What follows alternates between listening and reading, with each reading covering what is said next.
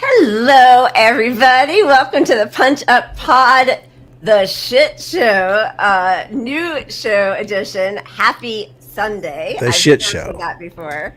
You know, when I was making the graphic, I was like, people might think it's the shot show since we're the drinkers. I just thought of that. Because I did that. I did the that little star flame instead of I should have probably done an exclamation point, huh?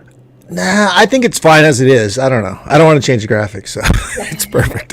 Yeah, well, hi. Thank you for joining us on our very first. I know we've been talking about it forever, and we finally got it together to start today.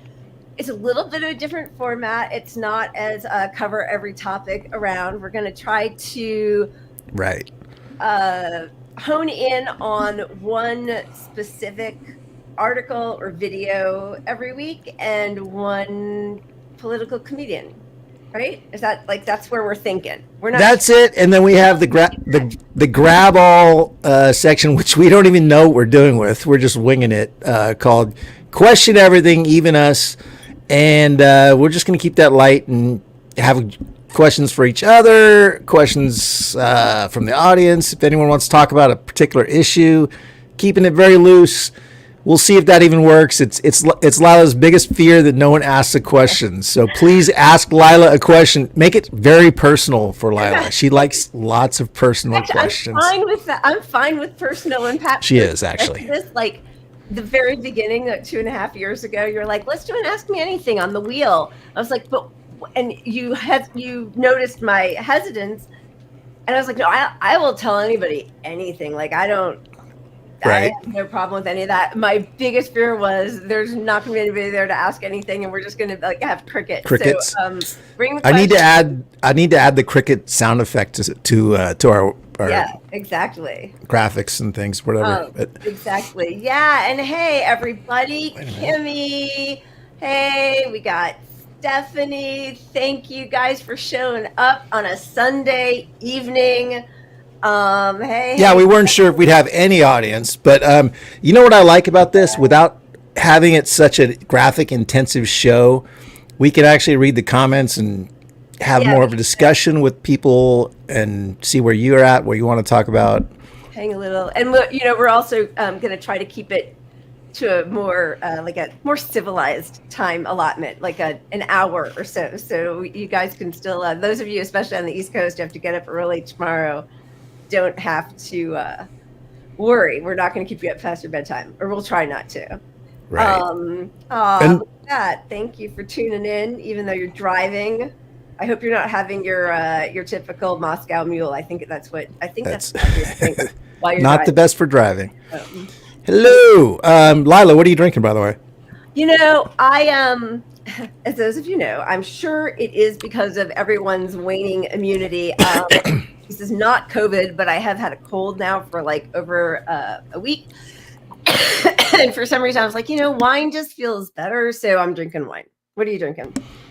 I'm drinking Victory Dirt Wolf Double IPA. Wow. Victory Dirt Wolf? Yeah, the label is Victory. The flavor, the brand or whatever they want to call it, this beer is called Dirt. So there's a 15-pack for $12 that I can buy. It's a mixed pack that comes with all kinds of beers. I'm down to this one, and the last three are a Belgian triple, which is kind of a nasty beer. So, but I'll drink it. Okay, so a triple, would that be 15% or what? 9.5, I think. That's a triple? Yeah, that's what these are. Cute. I love that. Well, try having 15 of them. That's true. That's true. Don't actually. I buy my wine 2 6-packs at a time because you get 30% off a 6-pack. So, and it's screw top, 14.5% alcohol volume. Very important. Nice. Pinot Noir. Because you're a bougie. I'm so bougie with box my wine drinker. $10 and even less. Yeah. It's very not bougie, but yeah. Also, just putting it out there for anybody. My birthday is on Tuesday. Is it really? It really is. I would have thought you were going to mention it just because I know how you like. I was going to surprise you. Yeah, I would be surprised. Is that my shocked face? Yeah. I didn't even know it was Tuesday. Yeah, Acting. I should be in your industry. Yeah. So normally I start April feeling like, okay, it's my birthday month. There's just been a lot of, I mean, sadness in the world, some personal sadness stuff, and hard to feel that. But I feel like we do need to find those moments where we get to celebrate and feel happy, because otherwise, what the hell are we all fighting for? So I am, I'm going to center myself for a few days and be like, it's my birthday. I get to be a little nice to myself, be kind. I love it. Yeah, we should have a special Tuesday show on your birthday. No, we'll talk about it a little bit. Talk on Wednesday. offline about that. Yeah, exactly. That's great. But I think you're finally catching up to my age, so I appreciate that. I'm always older than you, just by a hair. I You can was tell older because than I'm you. so much more mature. We can talk about this offline also. Thought I was a year older than you. Am I wrong on I'm sure that? you're like 7 years older. It depends. Fact checker. Somebody fact check. IMDb age. You're certainly older than I am in my lie age. So, My industry age. Really interesting. Thank you, everybody. Seeing all your comments. Thank you. Happy birthday to me. All right. Should we just start? What do you want to do? Are we going to ask about how our weekend's going? I feel like we've I got nothing for my weekend. I did some family stuff, dinner, nice. little dysfunctional Nice. family gathering. Is there any other kind? Is there any other kind? Right. And by the way, we always want to thank people who joined, right. and thank you so much. Wonderful. Even if your name is covered up by the logo on the bottom. Oh gosh, yeah. We Let me say it appreciate quickly, you. and then I'll take that away. Please make sure to like and subscribe. Smash that notification bell. All right, I'm taking that off so we can see that we're missing a couple. There we go. Yeah. Thanks. Nice. Thank you all. You are really amazing for your support, and helping us out is incredibly appreciated. And we hope that you enjoy the second show that we were able to. Yeah, and this show is actually a work in progress. So we're definitely going to tweak it a little bit. We're just kind of trying to come up with something a little lighter, but also a different style of things. So we're going to watch a video together first. Yeah. Right now we're calling it the watch party, but we'll This is see. a joke about me being a millennial baby, and yes, I'm an Aries. Yeah, Pat, what's your sign? Now we're gonna devolve into what's your sign? Hey, I said ask me anything. That's a little too personal. That's just I don't want to go there. No, Leo. I'm a Leo. I don't know what any of that means. July, August-ish But is like, does Leo. it mean you're like I'm Aries? It means I'm bullheaded and I don't know. I'm a leader. I'm solid. I think I'm a reliable, solid, count on guy. All right. Maybe I'm just making that up. I could be making it up. Certainly, I'm going to go through all these because you guys took the time to do it, and I really appreciate that you wrote this to me. I don't want you to think I'm ignoring you. And Devin, yes, please. All right, that was fun. You ready? Yes.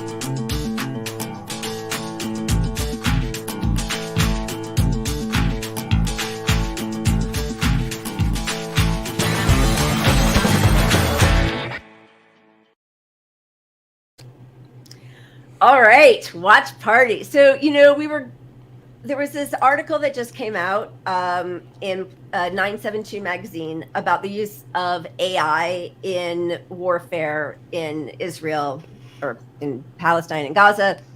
And we were going to kind of go through the article, but then there is a website, an account, Propaganda and Company, and they had put together something because today is actually also the 7th, right? Yeah. So the 6th, no, is that the 6th month anniversary? 7th month anniversary, October 6th month anniversary, right?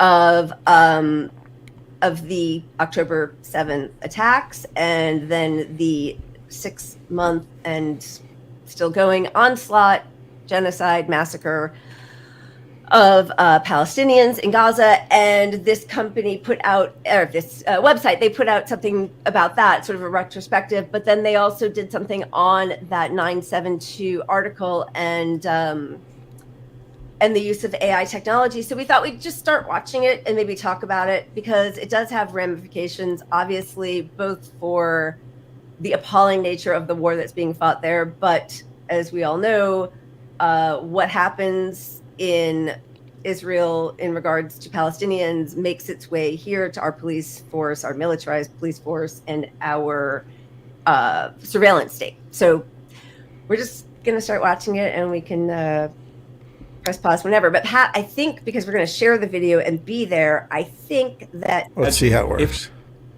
if I am not the one who presses, if it's not just one of us stopping and starting, will that mess it up? I think I can start. Let's see. Chat Yeah, see, we can both start and stop. But you have to on the screen. GPT. On the screen or below. Really? All right, we're gonna see. This is why we need a producer. All right, so this, we're just gonna start this Propaganda and Company. I don't know this man's name, but he's put together some really good videos. So we'll just start watching and see what happens. Decided whether or not you lived or died. It's terrifying to consider. Unfortunately, it's more than just a hypothetical question. It's a reality. A groundbreaking investigation by 972 magazine exposed Israel's use of an AI program to identify and kill over 37,000 people in the Gaza Strip. And as you can already imagine, there were lots of flaws with this program, and thousands of innocent people were murdered. The Israeli AI death program is called Lavender. And believe me, it's not as sweet as the name suggests. In this video, we're going to explore the details of this explosive investigation and make sense of how AI is being used to commit genocide in Gaza. As always, we need to rewind a bit for some context. In 2021, the current commander of the Israeli Intelligence Unit 8200 authored a book titled The Machine Team: Intelligence That Will Revolutionize Our World. It made the case for a special machine learning program that could rapidly process massive amounts of data to generate targets during the heat of war, when human decision makers may be overwhelmed. 972 magazine discovered that this AI program isn't just a theoretical concept. It actually exists. It's called Lavender, and the Israelis are using it right now in Gaza. Here's how it went down. Israel fed massive amounts of data about suspected operatives in Hamas and the Palestinian Islamic Jihad, including low-ranking fighters, into Lavender. And during the first weeks of the war, Lavender processed this data and generated 37,000 Palestinians as suspected militants and their homes for potential airstrikes. The IDF gave human decision makers permission to approve these targets with no requirement to scrutinize the AI decision-making process. This means that if Lavender suggested a target, the IDF generally approved it without any question. The human officers took a back seat and played a junior co-pilot role, basically serving as rubber stamps for Lavender targets. Lavender makes a decision about who to kill, and the humans simply press enter and accept. The problem is that Lavender is known to make serious errors at least 10% of the time. These errors include targeting people who have a very loose connection, sometimes even no connection at all, to Hamas or Palestinian Islamic Jihad. Oh, my bad. He spells his name Ahmed with an A, not an E. Whoops. We just blew up the wrong person. And everyone around him. To make matters worse, the IDF targeted these AI-generated suspects in the middle of the night while entire families were present. This is because it's easier to kill the target by killing them at their family home, rather than during the course of their suspected military activity. To make matters even worse, an automated system known as Where's Daddy specifically tracked the AI suspects to their family homes and gave the order to kill. It shouldn't come as a surprise that thousands of innocent Palestinians, most of them women and children, or people completely uninvolved in Hamas activities, were killed in Israeli airstrikes. According to a human intelligence officer, he said, "We were not interested in killing Hamas operatives only when they were in a military building or engaged in a military activity. On the contrary, the IDF bombed them in homes without hesitation as a first option. It's much easier to bomb a family's home. The system is built to look for them in these situations." Lavender and Where's Daddy aren't the only programs involved. Lavender is used in conjunction with another program known as the Gospel. Lavender identifies and targets people it believes to be suspected militants. Where's Daddy tracks this target to its home and notifies the army when they arrive. And the Gospel identifies and targets buildings it believes to be used by suspected militants. Part of the AI's mission is not just to make the killing of people more efficient, it's also meant to save the IDF money. Here's Okay, I wanted to stop it there because a lot of information just came in that I feel like we should sort of address a little bit. Can we start with Where's Daddy? Like, what's with the names here? Where's Daddy?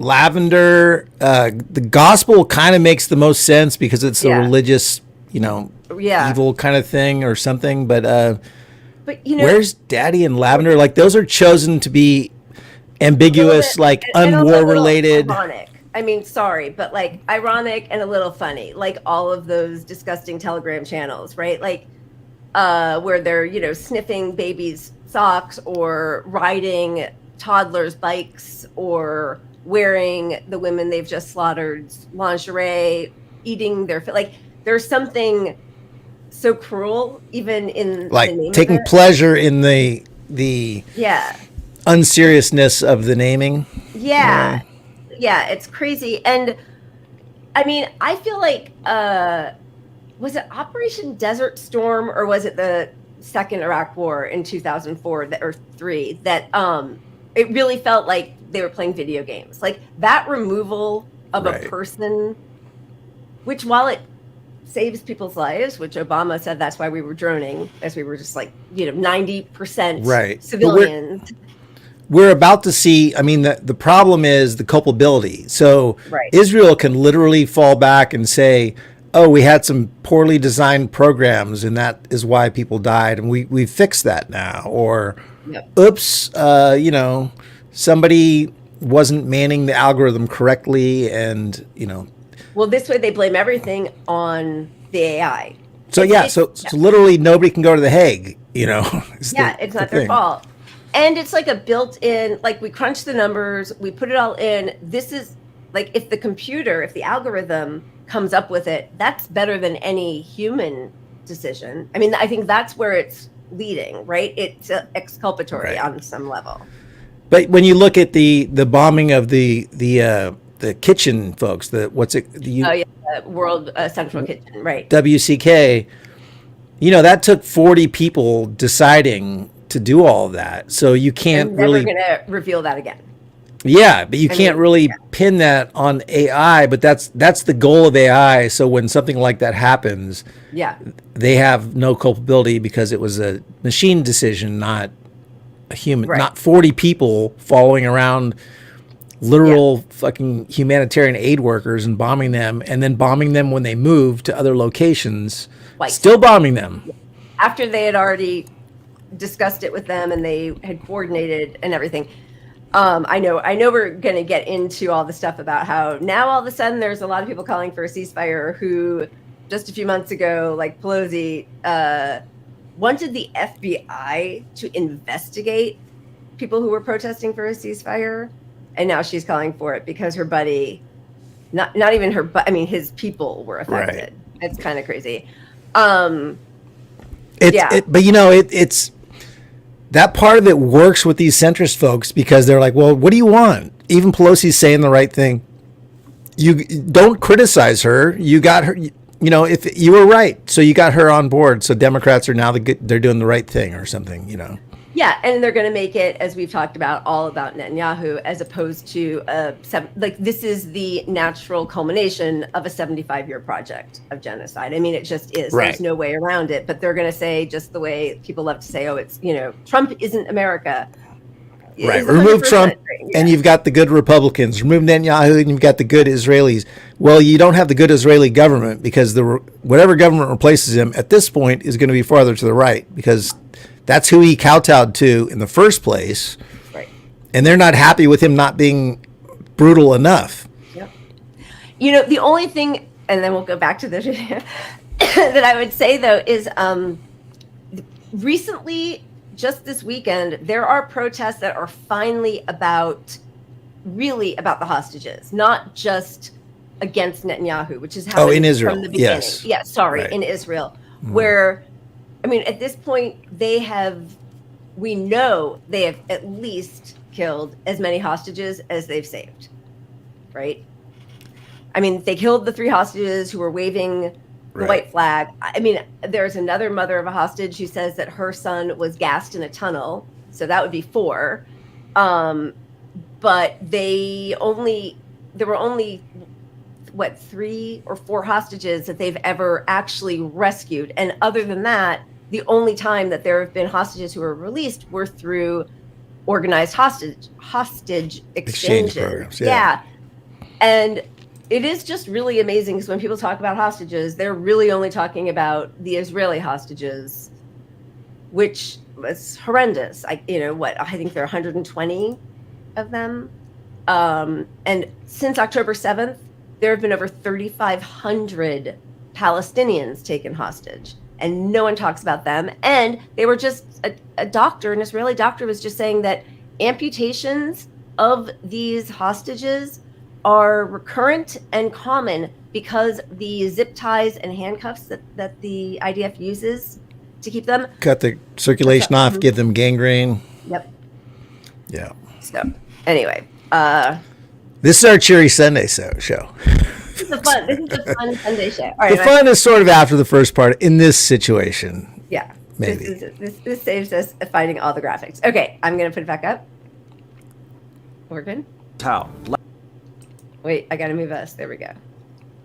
By a suspected low-ranking militant so that the Air Force could use an unguided bomb instead of a guided bomb. Unguided bombs are also known as dumb bombs and are much cheaper to use. Guided bombs are more expensive because they have attachments known as a JDAM system, which uses laser-guided GPS and other systems to guide a missile down to its target. Both bombs kill people and cause damage, but the difference is that guided bombs are more precise and therefore less likely to cause greater civilian casualties and property damage. Here's an example of how precise a guided bomb can be. When the US assassinated a ranking fighter in the Kata'ib Hezbollah militant group in Iraq back in January, they precisely targeted the car driving in the middle of a busy street. They managed to only kill the people in the car despite driving through a busy street. The use of an unguided bomb could have missed the target entirely by 30 to 150 feet and kill many other bystanders and civilians. So both bombs are deadly and capable of producing war crimes, but the use of unguided bombs is obviously worse. But to the IDF, what really matters is not how many civilian lives you can save, but rather how many dollars you can save. According to an intel officer, he said,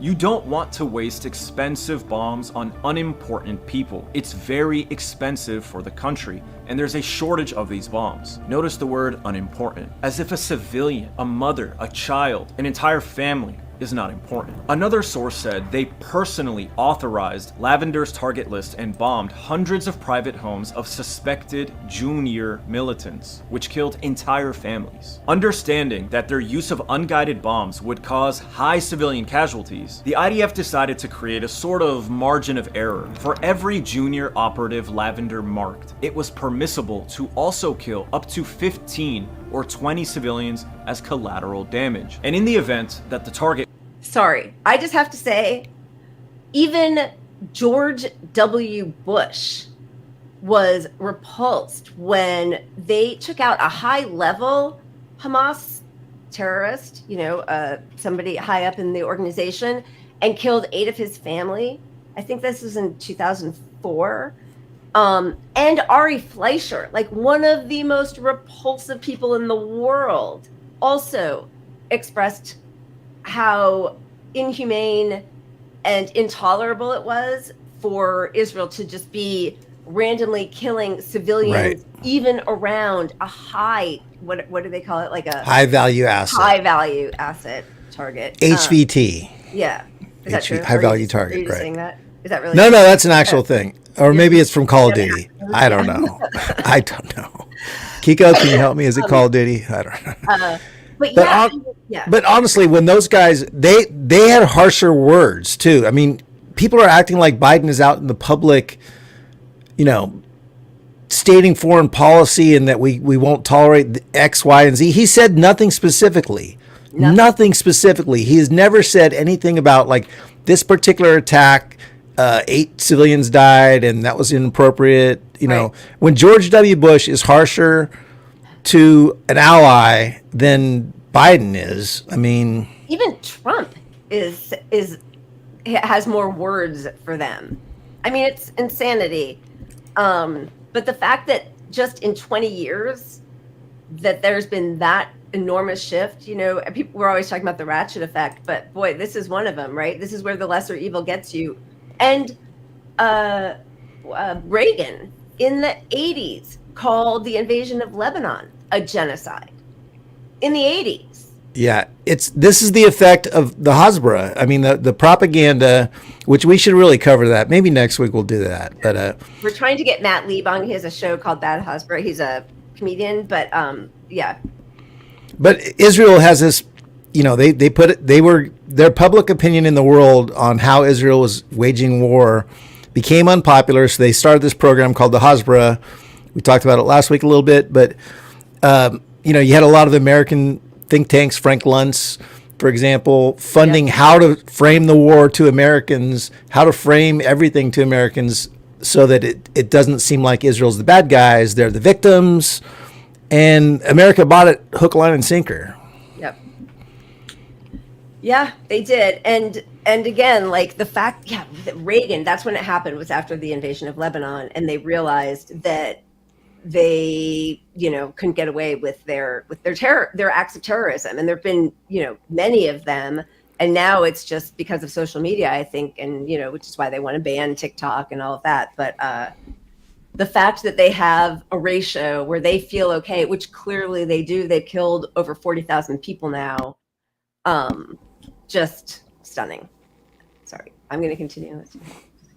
It was a high-ranking Hamas official. The margin was upped to 100 civilians or more. Now this proves what many of us already know about the IDF. They are deliberately killing civilians. Now let's do some math. Keeping in mind that Lavender makes a mistake 10% of the time when it identifies a target. And as we know, they had at least 37,000 targets. So out of 37,000 potential targets, you can assume 10% or 3,700 people were mistakenly placed on the kill list. If you multiply 3,700 by 15, which is the lower end of acceptable civilian casualties to the IDF, then we get 55,500 potential civilian casualties produced by Lavender's mistakes. This is a very basic formula to determine the range of possible casualties committed by Lavender. And we can assume that this potential number was acceptable to the IDF because they were aware of the 10% mistake. It seems like Lavender produced a lot of horrible results because it sometimes miscalculated how many civilians were inside the home. So let's say they identified a target. They would approve 15 civilians for the slaughter. But because so many people lost their homes in Gaza because of the ongoing genocide, so many people were staying with friends and family. So the IDF would end up killing not 15 civilians, but 35 because of this miscalculation. And in other cases, the IDF would strike a home full of civilians that didn't even contain the target they were looking for. Now, Israel has always murdered innocent civilians in pursuit of senior Hamas officials. But after October 7th, Israel went full genocidal and decided to also target low-ranking Hamas fighters. The targeting of low-ranking Hamas fighters, which could virtually be anyone in Gaza, since Israel considers everyone to be Hamas, produced a massive target list of at least 37,000 people. This is an impossibly large list for human officers to go through. They wanted to allow us to attack the junior operatives automatically. That's the holy grail.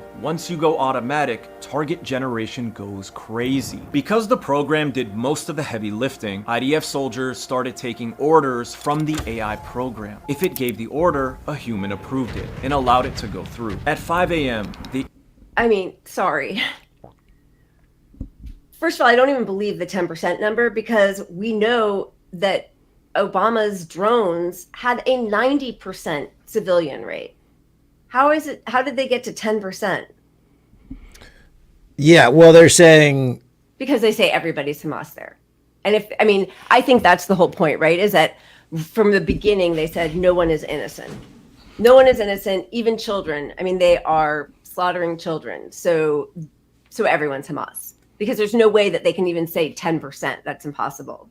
Yeah, when you're talking about, look at the language, junior Hamas, Yeah. And there's all the rhetoric since the end of time with Israeli officials saying, there are no good. A child is basically going to grow up to be a terrorist. So, how close do you have to get to be on their list of being considered Hamas or a terrorist? The U.S. had stopped, had discontinued its labeling of Hamas as,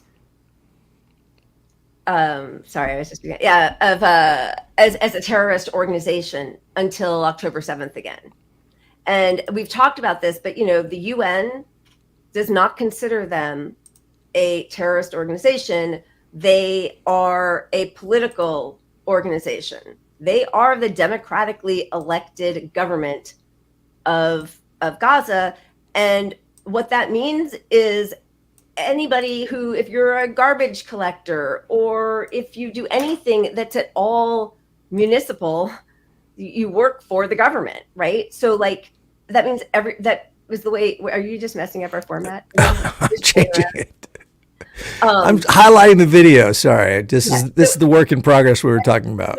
So what that means is that everybody, as we've said and as they've said, can be labeled Hamas. But I mean, by changing our designation of them to terrorists again, the U.S. helps that perception. I don't understand why they are any more a terrorist organization than the IDF. Certainly. Sorry, I changed it back. God damn it! I know, but then the other thing is, creative differences. The New York Times. Yeah, we're gonna have to hash this out. The New York Times was the head of standards was getting pushback from some of the Zionists on the staff right after October 7th because he was saying you cannot talk about Hamas as terrorists for exactly what we're saying, for what the UN has been saying. They are the democratically elected government of Gaza. And if your criteria for labeling them terrorists is, I reflect the sun, is then meted out evenly, the US is the biggest terrorist force in the whole world, right? So, but then of course the head of the New York Times basically removed the head of the standards department, and so now they're allowed to call them terrorists. Well, it's just it all comes back to the Hasbara and the plan, but you got the ADL didn't used to consider all these things anti-Semitism, right, from the river to the but sea, everything became so unpopular for Israel that they had to say protesting is an anti-Semitic act, saying the phrase fire. Right. So they changed that, and our government just goes along with it. Our government, is so pro-Israel at this point because they've bought all these politicians that the politicians, even the ones that understand what's going on, are so scared to lose their election because of the money that's going to come against them if they support Palestine. And the AIPAC has already pledged $100 million against them, and they're targeting, anybody, 8 or 9 squad members that have, the people who spoke up and didn't vote for the. That's right. And even Harry Dunn, who's no squad member, he wasn't one of the Capitol Police officers, and he's running for Congress, I think, and they're up against him just for being a Democrat, I think. A crazy effect of this, though, which is a positive for the left, is that, the groups, what is it? Not Wolfpack, but the. Anyway, the progressive groups, the Justice Democrats and some of the other groups are now putting together their own fund to fight back against AIPAC, which is a positive thing because the party is not involved in that. It forces that group to be on their own island, which they should have been this whole time. Instead of working with the party, they should be punching back at the party. Absolutely. And now this forces their hand into doing that. Yeah, absolutely. Just want to say a quick shout out to Devin. Thank you so much. That is incredibly kind. Thank you. Gifting the Punch Up Pod memberships and also Reflect the Sun. Thank you so much. Cheers. Cheers to both of you. Thank you. Reflect the Sun. You've been amazing, as have you. And Devin and everybody. Yeah, you guys are all really, it's touching our hearts really a lot. I don't have a heart, but if I had one, it would be growing exponentially or something. Exponentially, like the Grinch. All right. Moving on. Roll it. Air Force would come and bomb all the houses that we had marked. We took out thousands of people. We didn't go through them one by one. We put everything into the automated systems, and as soon as one of the marked individuals was at home, he immediately became a target. We bombed him and his house. Another officer said, "It was very surprising for me that we were asked to bomb a house to kill a ground soldier whose importance in the fighting was so low. I nicknamed those targets garbage targets." So how does Lavender build its list of targets? Well, Lavender combines all sorts of data from the 2.3 million residents living in Gaza, such as their name, home address, facial features and biometric data, social media profiles and connections, phone calls, texts, and contacts information, etc. Lavender then combines all of this data to make an educated guess and apply a ranking for each and every person in Gaza. The rating is from 1 to 100. The higher the rating, the more likely Lavender believes you to be Hamas. This is dystopian and disgusting and dangerous. But let's discuss the obvious problems here anyway. Who does Israel consider to be Hamas? Is a police officer Hamas? Is an UNRWA aid worker Hamas? Is a professor at a university considered to be Hamas? The boundary's vague. Even more vague are the connections to the alleged Hamas members. If you sell food to a Hamas militant, are you considered connected to Hamas? If you're a doctor and you provide healthcare services to a Hamas fighter or his family, are you considered Hamas and therefore a target for Lavender? There are many ways for non-military targets to find themselves on the Israeli AI kill list. For example, Lavender considers cell phone information in its rating. Now let's say your phone dies and you don't have the ability to charge your phone or replace it because you're in the middle of a fucking genocide. And let's say you have a cousin who happens to be a police officer and therefore considered a Lavender target. What if that cousin of yours lets you borrow their phone so you can reach family members? Boom. Israel drops an unguided bomb onto you and your family, and you're all dead. According to the article, at least 10% of all Lavender targets were known to be errors. But this hasn't stopped the IDF from using the program and dropping the bombs anyway. And the officers who leaked this information to 972 also don't seem to take issue with this. It has proven itself. There's something about the statistical approach that sets you to a certain norm and standard. I have much more trust in a statistical mechanism than a soldier who lost a friend 2 days ago. Everyone there, including me, lost people on October 7th. The machine did it coldly, and that made it easier. So it's another degree of separation between the killer and the killed. It's like a pilot dropping a bomb. It feels more sanitary than directly murdering someone with your own hands, but it's still the same thing, murder. The officer also said that he didn't really care to scrutinize Lavender data about a low-ranking officer. He said when it comes to a junior militant, you don't want to invest manpower and time in it. In war, there is no time to incriminate every target, so you're willing to take the margin of error of using artificial intelligence, risking collateral damage and civilians dying, and risking attacking by mistake and to live with it. The problem with this idea is that Israel isn't really in any kind of rush. The Hamas attack ended on October 7th. Israel isn't exactly in a hot war with a comparable military. They are fighting a defenseless civilian population. Another issue was how desperate the IDF was for more targets. Now, the rating system was already loose and problematic, producing at least a 10% error rate on a total list of 37,000 people. But the IDF wanted more targets. They wanted more than just 37,000 people. The only way to do this was to loosen the already flawed rating system even further and kill people supposedly connected to Hamas. Okay.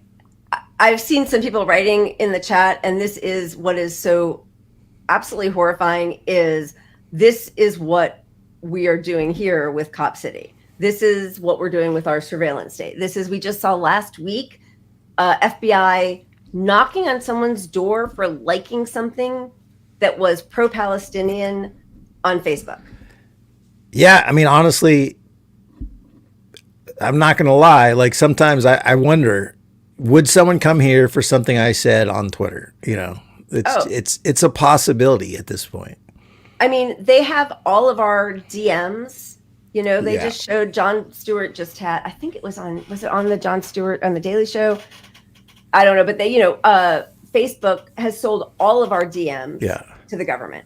All of them. I mean, remember the young girl and her mom who were arrested for procuring an abortion after she was, I don't know if she was raped. Well, if somebody knocks on your door and it's the FBI or whatever, set up a camera, record it, make it an example of them, do whatever you can to highlight how inappropriate this whole thing is, because Yeah, we can't, I mean, it we was. can't allow that. Can I go back to the video Yeah, itself yeah. though? Oh, Like, yeah. 1 second.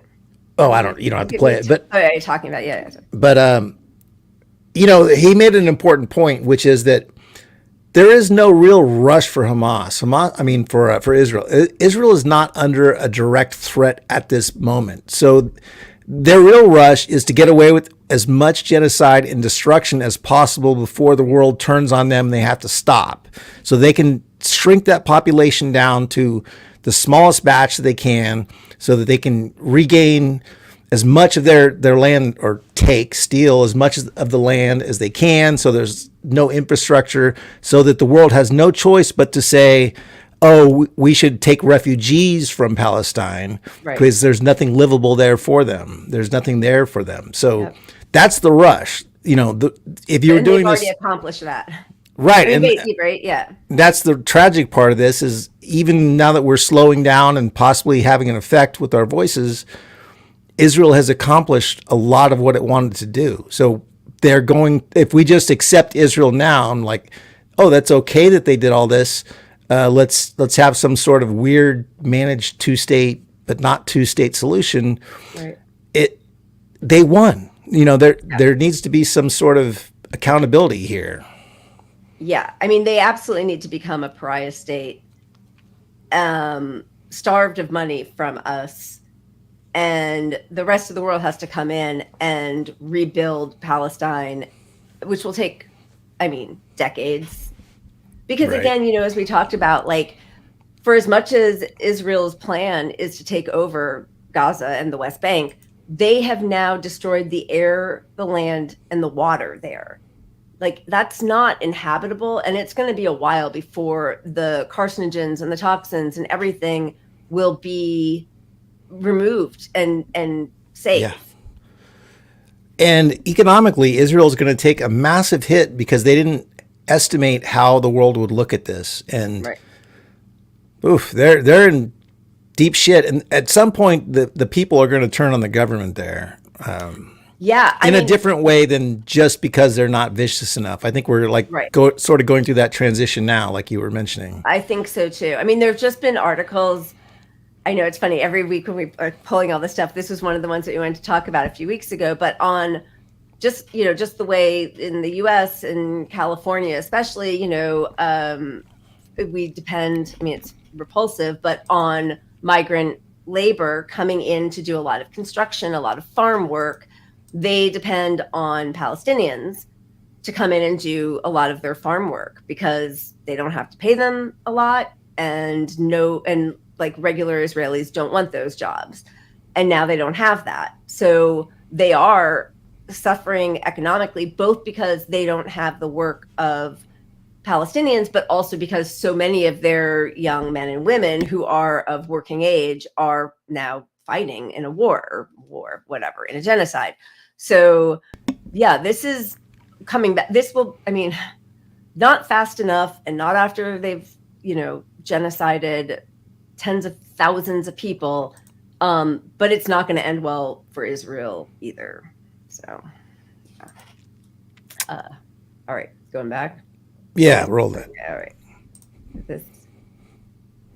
Based on even weaker information. The numbers changed all the time because it depends on where you set the bar of what a Hamas operative is. In a day without targets, we attacked at a lower threshold, but we were constantly being pressured. Bring us more targets. They really shouted at us. We finished killing our targets very quickly. The use of this program poses a ton of issues. Firstly, it's another example of how technology is often used, not for the advancement of peace and prosperity, but rather death and destruction. AI is often advertised to us as a revolutionary tool for human advancement, but like many other forms of technology before it, it's being used to kill. And this is just the beginning. There is an arms race all around the world to develop custom AI programs for military purposes. Whether it's using AI to engineer more powerful weaponry or developing a kill list, it presents a disturbing dystopian future for mankind and its favorite activity, warfare. There's also the military-industrial complex to consider. It's widely known that Israel uses the West Bank and Gaza as laboratories to battle test tactics, equipment,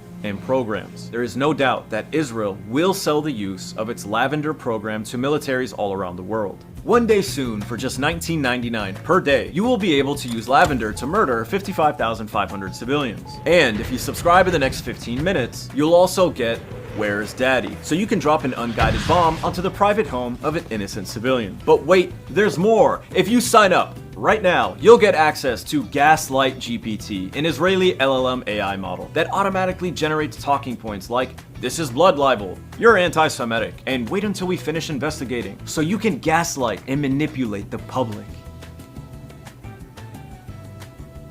Another thing to keep in mind is the role that US companies might be playing in supporting Israel's crimes. You see, it's possible that this entire AI program is supported by both Google and Amazon, which struck a $1.2 billion deal with the Israeli government in 2022. Just a few years ago, to build 3 data centers for AI development. For Israel to train a machine learning program like Lavender with all of this data, a tremendous amount of machinery would be needed. Apparently, Google and Amazon may be providing Israel with these tools and equipment at their data centers. According to the Israeli government, Project Nimbus is our flagship multi-year plan and the first of its kind. The project is intended to provide the government, the defense establishment, and others with an all-encompassing cloud solution. Google is also providing the Israeli government with its full suite of machine learning and AI tools available through the Google Cloud platform. The documents indicate that the new cloud would give Israel capabilities for facial detection, automated image categorization, object tracking, and even sentiment analysis. Lastly, there is now an even stronger argument to make in the ICJ that Israel is deliberately killing civilians and therefore guilty of genocide. There are many other repercussions in the use of this AI program, so be sure to let us know what you think in the comment section of this video. You can read more information about Israel's use of AI in the 972 magazine article, which is linked in the comment section or the description of this video. The production of this content is made possible by viewers like you. So be sure to like, follow, subscribe, and if you can, make a contribution to our Buy Me a Coffee link. Trust nothing. No laws. Free your mind. Everything is propaganda. Everything is propaganda. Everything is propaganda. So why not choose your own?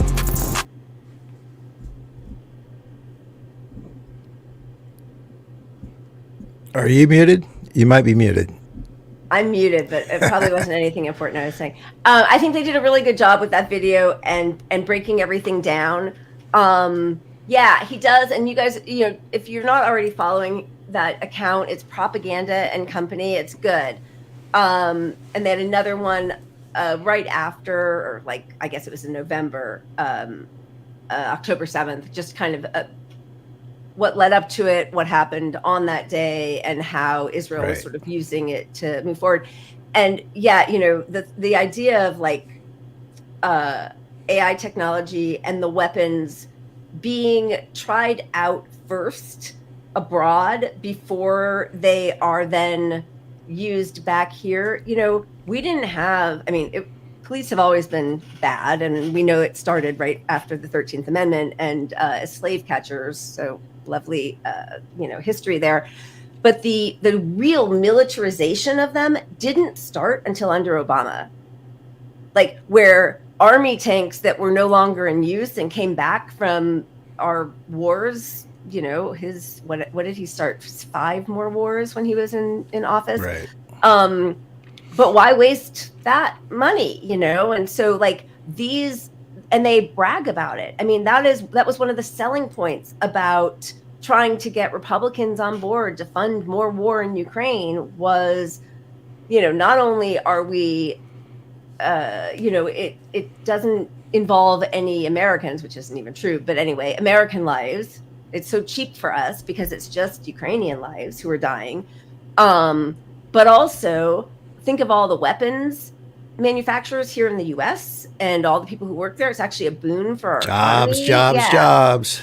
I mean, it's really And if you remember, that was initially one of the arguments Israelis used online. Is like, you know, these are jobs. Like when you, the money you give to Israel is funding jobs in the U.S. They're like, stop calling it a genocide. I mean, it's jobs. It's like, it's literal jobs for you. I don't Can we put that on a yard sign? It's not a genocide. It's jobs. It's our new. We jobs should remake program.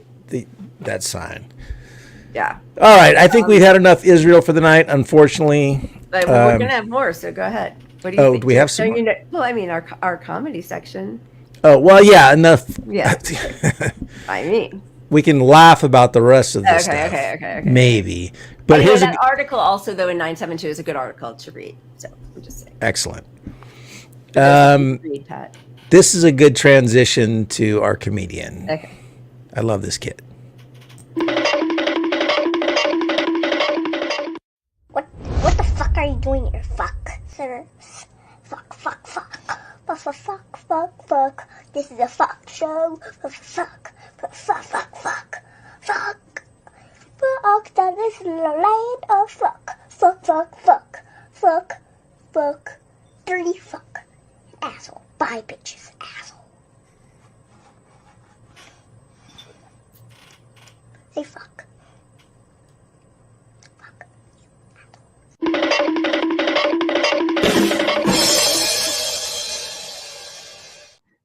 That is some good parenting there. He knows exactly how to use that word appropriately. As a parentless, childless non-parent, I'm the one who teaches your kids those bad words. It's me.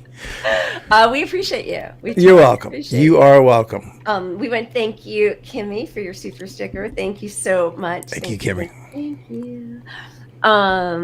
Awesome. Okay. What do you want to do? Do you want to move on? Yeah, we should get to our lefty. I know we promised everybody an early bedtime.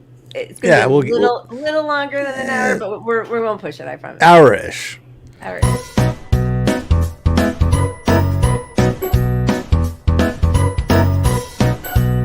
No! God, please, no! No! No! No!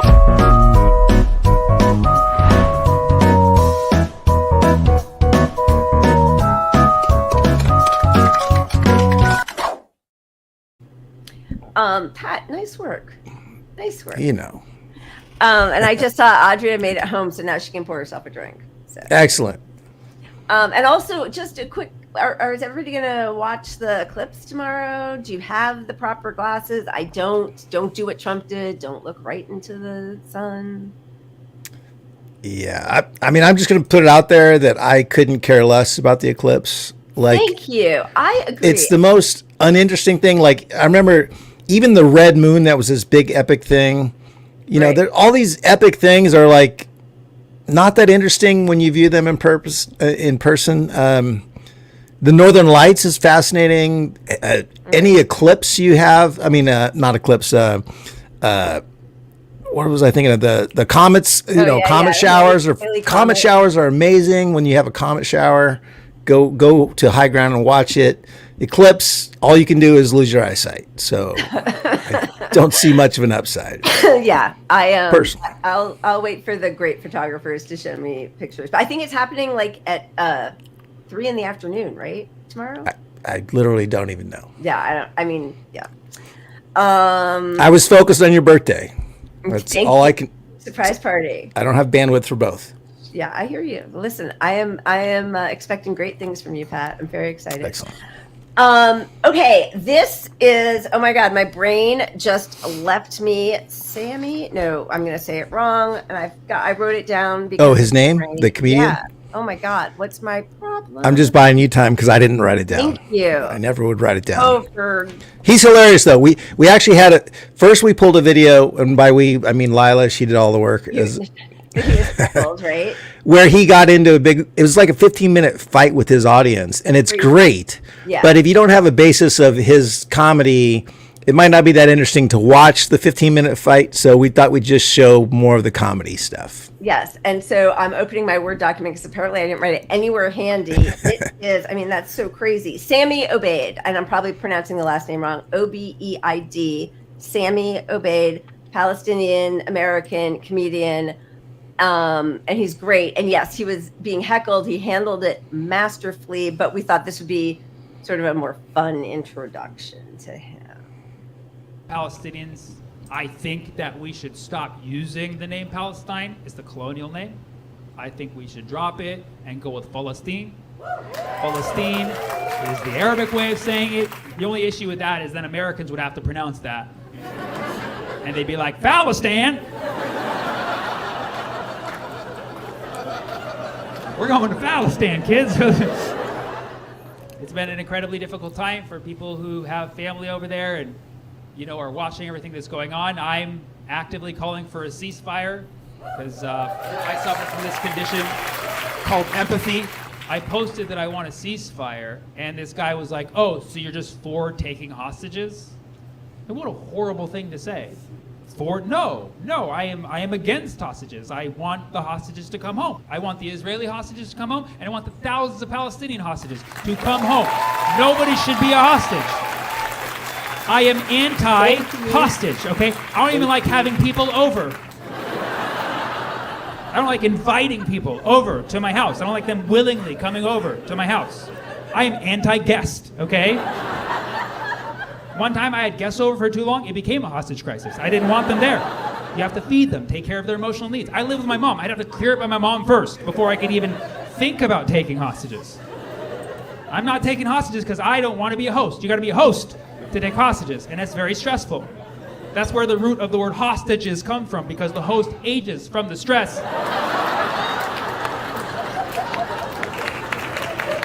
But that's been the wildest part as a comedian about this whole thing is the censorship. The censorship on Israel-Palestine is pretty wild, man. You guys know Elon Musk, the president of X? So Elon Musk, he visited Israel but wouldn't visit Gaza, which is like, you'd think Elon would have a little more sympathy for the Palestinians because he has a history of building tunnels. And he could learn how to finish them. But Elon Musk came out on X and he said, anyone who uses the term decolonize or from the river to the sea will be suspended on this platform. It's like, so much for freedom of speech, big guy. That was your whole thing. You can't say from the river to the sea. What if you're giving directions to someone on a boat? See a guy on a boat near the ocean, middle of the lake, like, hey, buddy, what you're gonna wanna do is you're gonna wanna go from the river to the... Whoa! What you doing there? Hey, I'm just saying, from the river to the sea, his boat will be free. That's all I was saying. No, but you're saying once it gets out on the ocean, it's gonna sink the other boats. Like, this isn't Battleship. I'm just giving directions. I want the liberation of that particular boat. That is simply what I'm saying. From the river to the sea. You know who else uses from the river to the sea? A baby salmon. Aww. Yeah. All the baby salmons are born, they're hatched upstream, and they have to swim from the river to the sea. From the river to the sea is a tale of a liberation of the baby salmons that you eventually eat. You want to ban that?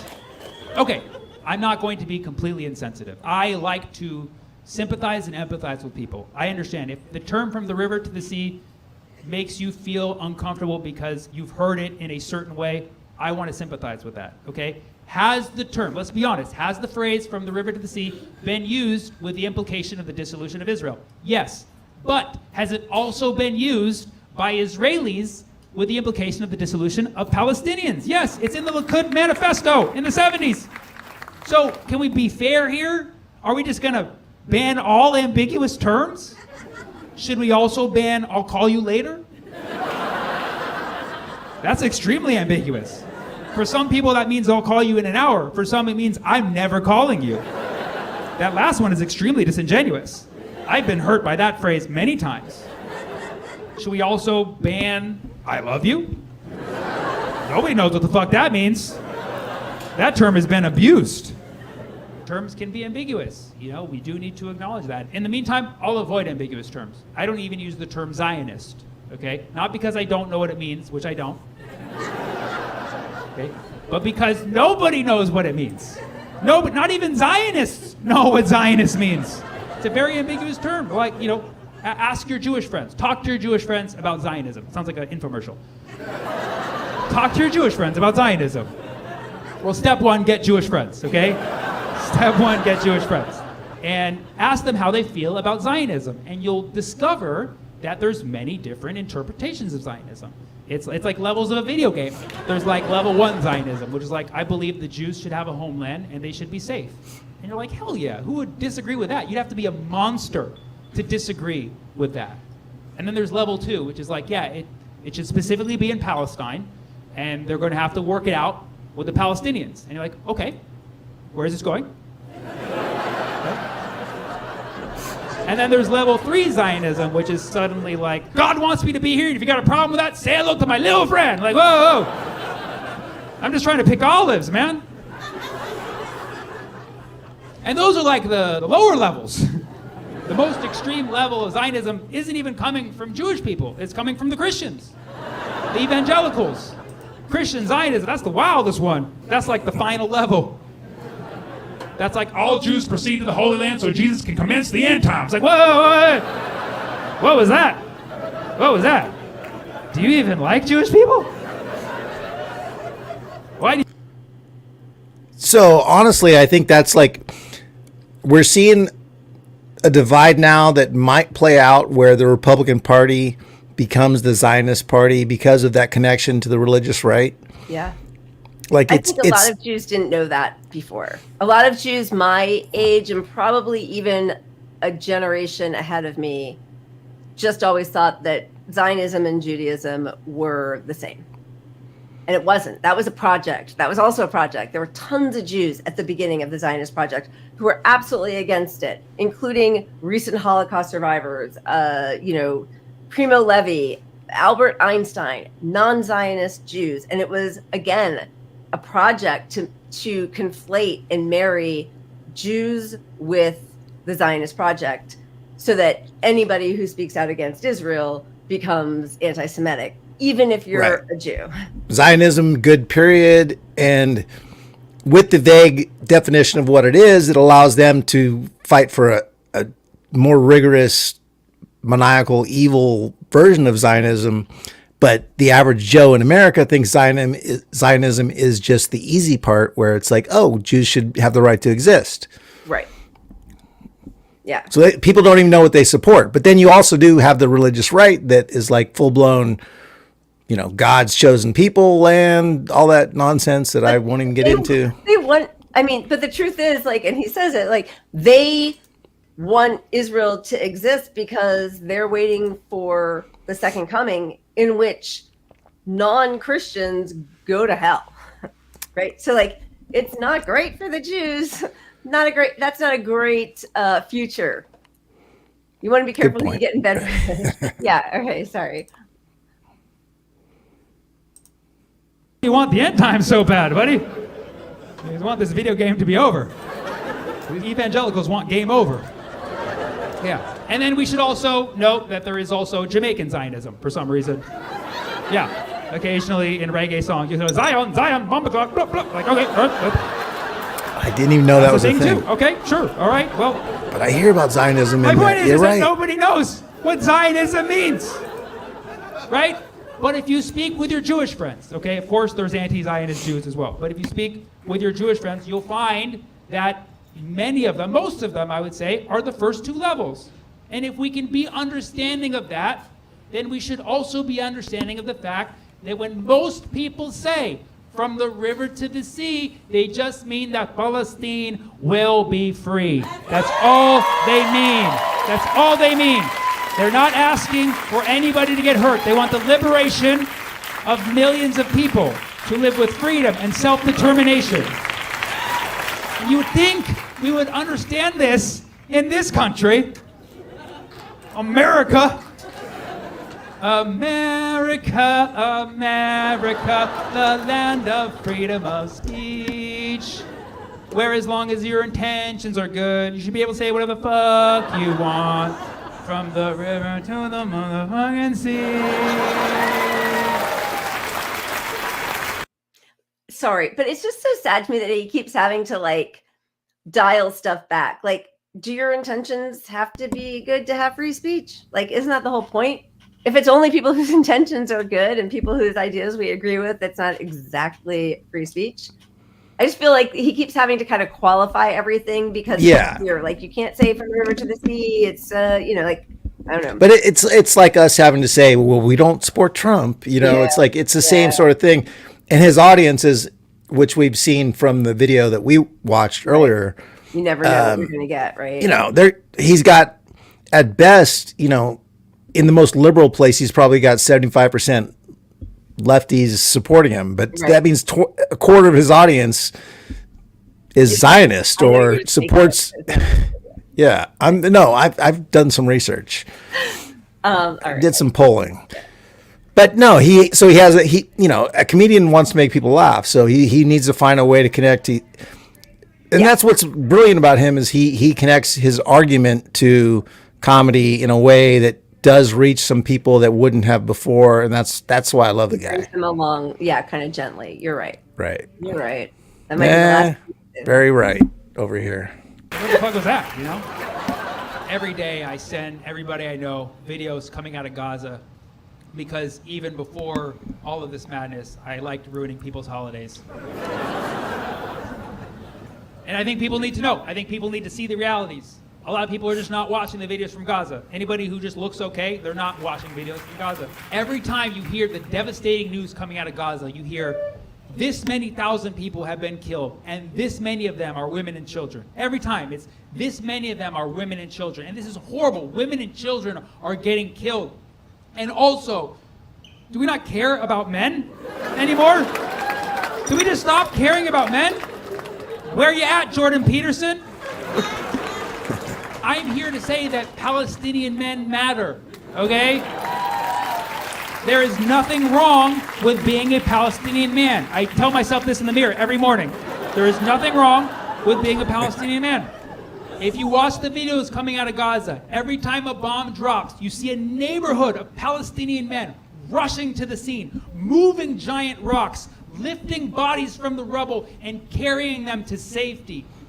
All while wearing sandals. Open toe. The fearlessness of these men and their feet is underrated, okay? You don't want to go toe-to-toe with a Palestinian man. Strong arches, these fellows. Strong arches. These men are out here doing God's work without proper footwear. And this is proof that Palestinian men have good souls.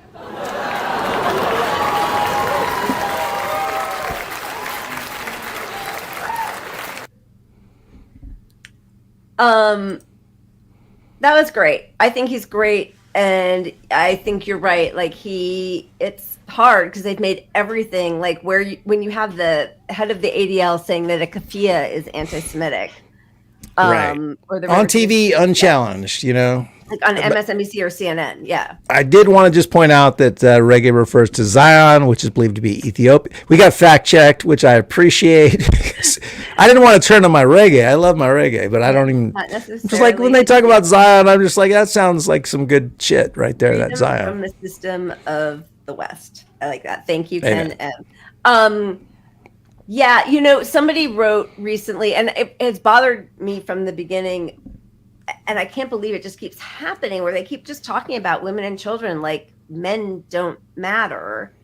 And somebody wrote, I wish I could remember who it was. I'll have to find the tweet, but wrote about that and said, what we have seen over the last 6 months is the softness of Palestinian men's souls. And it was just one picture after another of digging through rubble, of picking up children who are not their own after they've lost their own.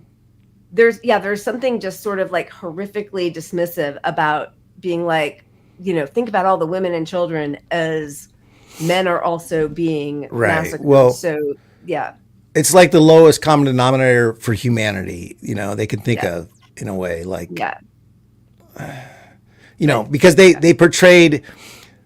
The whole Hasbara is portraying the men as lesser and rapists and beheading people, and you don't put that on the women mentally when you associate these things psychologically. Right. So it's the women and kids are all victims of the evil men in a way. Yeah. Oh my God. What? And as a white man, you know, Palestinian man, we're getting heat over here too. But I'm not gonna Like, all respect. I got not you. all white men. No, We are all, but I will. the struggle is real, Pat. Your struggle is real. And yeah, exactly. As if they even care about the women and children. Totally agree. As you know, Hillary Clinton is like talking about how disgusting, you know, all these young women, you know, like the Bernie bro thing that she would say about like the only people, or was that Madeleine Albright or Gloria Steinem, the only Bernie bro girls are the ones whose boyfriends are Or Bernie in it bros. for the guys, Yeah, in it for the and boys. Yeah. Hillary recently was like, I just don't understand these young women who are so been so propagandized that they're marching for freedom, for like, don't they care about all the women who were raped on October 7th? Which I actually, well, we'll talk about it anyway. Yeah, they don't care about the women, the mothers who are having to have C-sections with no epidural, having to, or you know, no anesthesia, who are dying in Right. childbirth. You know, that's the number one killer of women globally every year is childbirth. Every year. And so now to do that with absolutely no medical system intact, and to see what's happening to their own children as they go try to get bread or flour or whatever, it's the people who actually care about women's rights are definitely not the Hillary Clintons of the world.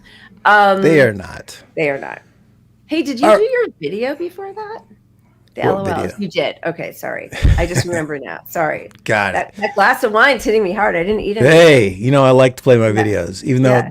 they're not all that great. They're kind of winging. They're not really good, Pat. But before we transition into our last section, which is going to be probably pretty short, unless you guys have some questions for Lila about her personal Ask me life. anything. No, I'm kidding. Lila is really dying for some I'm an deep, open book. profound questions. This made me laugh. Would you like to donate $1 to save a dog? No. Yes. Double negative. Wouldn't? No. Yes. Yes. No. No.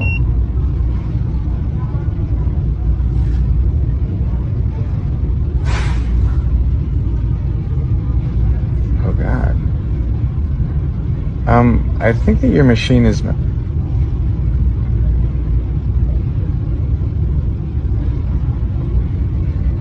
Got it.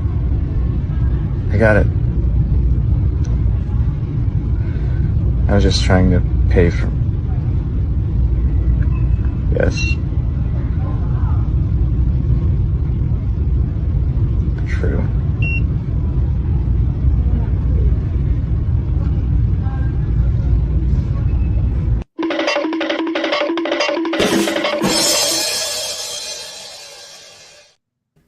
That was really funny. I was hoping that when he paid for it, they were going to say thank you for your donation, and like it would have happened anyway. Oh, that That would have been my button. probably been, or his cards declined, or I don't know, somewhere, somebody. All right, Pat. Here's a question. Wait a minute, Daniel- no questions yet.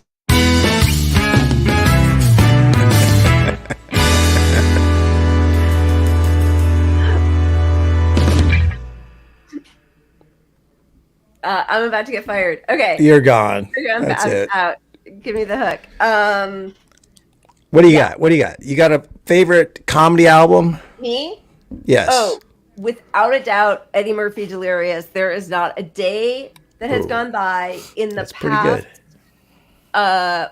40 years since I first heard it, where I don't think of at least 2 or 3 lines from that album. I listened to it on a loop from Okay. the moment I heard it for the next 3 years. I love it. And when I met Eddie Murphy in person, which yes, I Oh, did, You had Josh to go there. actually had to hold me back. We were like in passing. It would have been, it would have been wildly inappropriate no matter what. But I wanted to be like, Your kids- like, I just wanted to say something because I was like, you don't understand. Like, it's like, let's go. Like, every part of that whole comedy album is always running through my head. We watched that a million times too. Goonie Goo Goo motherfucker is the line. Yeah. Obviously, we know it all. Like our generation, I think we're super dialed into that. Yeah. I mean, all of it. Yeah, I got Right. some ice cream. You don't have, because your dad That's pretty good. on welfare. Like, all of it. Oh, my God. Every second of it, I love. Okay, how about you? Okay, I don't even remember what it's called, but Red, what's his name? Red something. He was from Elton? No. God, what? Now I'm drawing a blank. The Junkyard, the black, Gus. Sorry, I can't stop it. I love it. I love every second. the black comedy. Red Fox? Red Fox, at that. his Devin, dirty brown yeah. paper bag, because he was just so inappropriate and dirty, and I love just like no filtered bullshit. Yeah. Like we filter on this show, and I filter in real life with my Twitter, and Yeah. I had a little more fun with my parody being loose, but like he literally had no filters whatsoever, Yeah. and in that time, especially being a TV personality and doing stand up, he was just phenomenal. I mean, I loved him. I mean, and you could get. And like, George Lenny Carlin, Bruce- of course. Yeah, George Carlin. But yes, I mean, there's Fred some Sanford. moments of Thank you. his, like, Fred Sanford. But you could get arrested, right? Like Lenny Bruce getting arrested, George Carlin getting arrested. Like, yeah, it's pretty amazing. And also how comedy changes. Like, I wish you could say anything, although I do find myself being extra sensitive. It does feel like right now, the go-to joke for everybody is anti-trans. Like they are all Right. trying to be And- trans people. It's gross. What I find interesting about that is, and we're talking about Chappelle, of course, you know, with his Yeah, anti. but it's like everybody now. Like Everybody. We watch a lot of comedy. Right. Like even people whose names we don't all know. Like that's a go-to joke. That's just funny. Like, you know, they all talk about like, you know, my pronouns are. Right. I don't know. Like it just feels. They're just so simple and low hanging fruit that it's punching down. Always And that's punching down. and even with Chappelle, what I was going to say is that his audience, his trans audience, when you see their critiques of it, they're not like this guy should die and stop doing comedy and fall off the face of the earth. They're like, it's just easy. We're always punched at. Like this isn't even that clever. Chappelle should be way beyond that. And that, you know, that's where I think it should live. Like comedy needs to be rude, offensive, and whatever. But if it's not making you think at all, or if it's not original, Yeah. you know. And if you're going after the lowest hanging, like I know Anthony Yeah. Jeselnik was like, I don't make fun of Trump because it's such low hanging fruit. Like that's the easiest Right. thing. He's racist reality TV show host. Right. Like, what are you doing? And- That's The other piece I just want to add is like, look, when you start saying you can't joke about sex, you're crossing a line. Like it should be normalized to joke about sex. So you're normalized in a way too, as a trans person, you know, like in a way, Right, because right, like, it's yeah. people are animals. We're horny bastards. Yeah. Like it's always going to be the butt of jokes. Differences are always going to be funny. Right. Even like racist jokes are kind of funny if done without I agree. the tone that attacks, like Yeah. that says, "Oh, these are lesser people." Stereotypes exist, and we're always going to laugh about them. But the joke has to be clever enough to explain that, "Oh, you can't read this joke as I'm actually racist." The joke is just that we all understand Right. we're beyond that. Yeah.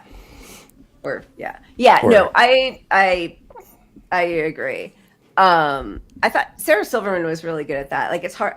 Once Xander, he was like 7 and kind of smiled in the car, and I saw him in the back. I was like, "Oh, why are you laughing?" And he was like, "I just thought that was really good." Wait, you're underwater. Really? No, I thought it was funny, but I don't know if There it's it okay is. if I say it. And I was like, what is he? He's like, are rape jokes ever funny? And I was like, oh, buddy, no, not from you. You're a 7-year-old, but like, what are you even talking about? Like, but Sarah Silverman got in a few that they were well crafted. There has to be a lot of effort put into it if you're going to like touch that third rail, right? Right. You have to think about how's this going to be received? What's the message people are going to take from the joke? But then we also have to give room for people that aren't going to think that all the way through and just have something funny to say because they're getting a laugh. Doesn't mean we support that joke or thing, but you also can't put all this. If you don't push the boundaries, you don't know what's funny. You really Yeah. don't. Like you gotta have that freedom. And even all the awful Chappelle stuff Yeah. push the conversation. So, Yeah. Yeah. Yeah. And it did harm too, though. Yes. That's but the conversation versus the harm versus what kind of world do you want where you don't discuss things, I think he's brilliant. I really do. I wish he hadn't centered 3 comedy shows on that. Like it just feels a little bit like he's got an axe to grind, but I still think he's great. I watch every one of his comedy specials, but it starts to feel a little bit like it's personal and not funny. All right. The important part is I'm going to make this a banner now that That's just right. says That's "Well just put, Pat." like- I'm going to make that a banner. Maybe we'll do a 3rd show of the week. It's called Well Put, Pat. Well put, Pat. Well Where it's just you saying highlights of you agreeing with me and saying you're wrong and things like that. Yeah, I think there's twice I've said you're right, and once of them I had to come back with a retraction. If we ever have a highlight show, that's it right there. All right, are we gonna do Marry Fuck Kill or are we done? I think we did it, right? Or do you want to do a question for we you? were like, well, does someone have a question? By the way, if you have a question, we won't go there, but or we'll just go there and ask the question. We'll get to it. But we were like, okay, if we're stuck, I got a Marry Fuck Kill for you, and it's I made it hard. I put some thought into this one. I'm excited. Marry Fuck Kill: Bill Clinton, Joe Biden, Mitch McConnell. Oh, jeez, Louise, really? Yeah. I have to marry one of them? I know you're fucking Bill Clinton. Come on. He's probably the best sex of the group. Let's just be honest. Oh my God. Sorry, Pat, Josh. I'm like vomiting in my mouth. Marry, fuck, kill. It's so funny because of course mine was the same, but I only came up with 2, although now I have my 3rd one. I just came up with my 3rd one for you. You also, I'm going to have to choose between fucking Bill Clinton and Mitch McConnell. Hillary Pelosi and Rachel Maddow. Ouch. Although I think Joanne Reed would be better. Okay. Jesus. Marry, fuck, kill. I gotta kill Mitch McConnell. Honestly, even though I'm reading some of these comments, oh my God. Just because I don't know. I think I'm just saying you're marrying Joe Biden. No. Well, with Joe Biden, you can just put a bag over his head and do whatever you want, right? I mean, but I'll bring my own equipment. Bill's got some experience. I'm just, he does. No, I would marry Bill because we would have still sort of a fun life. Like, obviously, he and Hillary aren't Flying off to Epstein's Island and we're just threesomes like going and to the Hamptons. We're raking in money every time there's a natural disaster, and then when we create wars, we take in some more money. We go to fund benefits. People ridiculously still like him. They think he's great. So that would be a better life for me, selfishly.